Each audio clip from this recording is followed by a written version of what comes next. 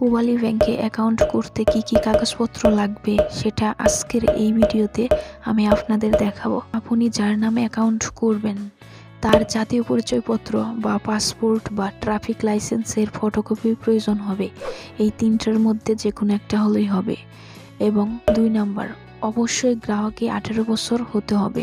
3 number, 2 copy passport সাইজের ছবি প্রয়োজন হবে। 4 নাম্বার, গ্রাহকের আয়ের উৎস প্রমাণের জন্য যা প্রয়োজন হবে।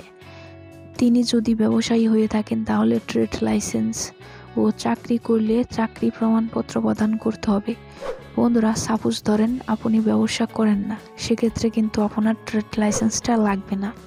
5 নাম্বার, গ্রাহকের বর্তমান ও স্থায়ী ঠিকানা প্রদান করতে হবে। এক্ষেত্রে ঠিকানা প্রমাণের জন্য বিদ্যুৎ, পানি বা গ্যাস বিলের ডকুমেন্ট প্রদান করতে হবে। 6 নাম্বার, নমুনির জাতীয় পরিচয়পত্রের ফটোকপি ও একই পাসপোর্ট সাইজের ছবি প্রয়োজন হবে। এই সকল কাগজপত্র হলেই আপনি পূবালী ব্যাংকে অ্যাকাউন্ট করতে পারবেন।